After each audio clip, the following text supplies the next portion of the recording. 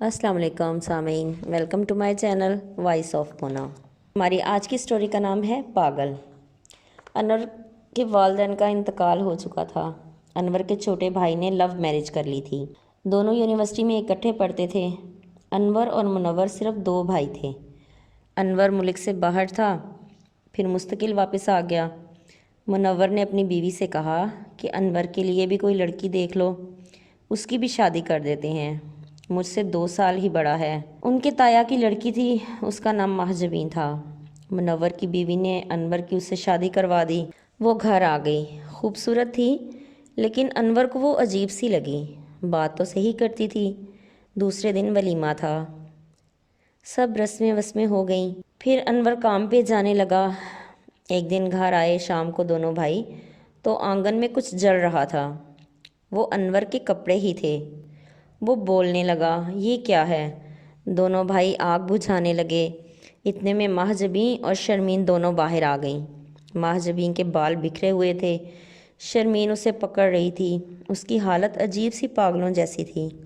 دونوں بھائی بہت پریشان ہو گئے کہ یہ کیا ماجرا ہے۔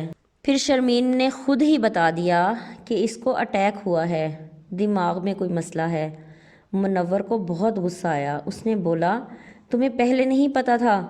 اس نے کہا، ڈاکٹروں نے کہا تھا اس کی شادی ہو جائے گی تو یہ ٹھیک ہو جائے گی۔ شرمین اس کو دوائی کھلا رہی تھی۔ پھر تھوڑی دیر کے بعد وہ گہری نیند میں سو چکی تھی اور زمین پر ہی آڑی ترچھی لیٹی ہوئی تھی۔ انور پریشان بیٹھا تھا، مہجبین کو دیکھے جا رہا تھا۔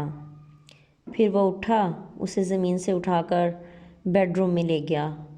باہر آیا تو بھابھی سے کہا، اس کا خیال رکھیے گا۔ پھر دونوں بھائی باہر چلے گئے۔ کافی دیر کے بعد وہ واپس آئے۔ مہجبین اٹھ چکی تھی اور تیار تھی۔ اس نے دونوں بھائیوں کو پانی پلایا، پھر انور کے پیروں میں بیٹھ کر معافی مانگنے لگی۔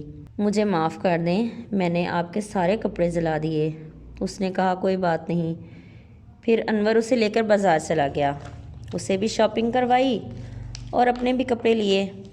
دوسرے دن اس نے اسے کہا، مہجبین میرے ساتھ ڈاکٹر کے چلو۔ وہ چل دی۔ وہ اسے لے گیا۔ ڈاکٹر نے سارے ٹیسٹ کیے۔ دوسرے دن رپورٹ ملنی تھی۔ اس دن وہ اکیلا ہی گیا۔ ڈاکٹر نے صاف صاف بتا دیا کہ یہ بیماری ٹھیک نہیں ہو سکتی اور وہ خطرناک ہے۔ جب دورہ پڑے گا وہ کچھ بھی کر سکتی ہے۔ انور بہت پریشان تھا۔ اس نے بھائی کو بتایا، وہ بھی پریشان ہو گیا۔ اب کیا کریں؟ منور نے شرمین کو بتایا، وہ بھی پریشان ہو گئی۔ ایک دن شرمین سو رہی تھی، مہجبین کی طبیعت خراب ہوئی۔ اس نے سوتی ہوئی شرمین کے بال کاٹ دیے، کہ کپڑے اٹھا کر باہر لے گئی اور ان کو آگ لگا دی۔ جب شرمین کی آنکھ کھلی، وہ باہر بھاگی۔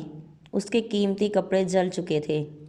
جب اس نے اپنی حالت دیکھی تو اور زیادہ پریشان ہو گئی۔ اس نے فون کر کے انور اور منور کو گھر بلا لیا، پھر مہجبین کے گھر والوں کو بھی بلا لیا۔ اسی دن پھر انور نے مہجبین کو طلاق دے دی۔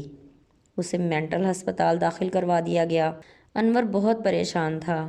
پھر وہ واپس باہر جانا چاہتا تھا، لیکن منور نے منع کر دیا۔ اس نے سمجھایا کہ میں خود تمہاری شادی کرواؤں گا، اچھی طرح دیکھ بھال کر۔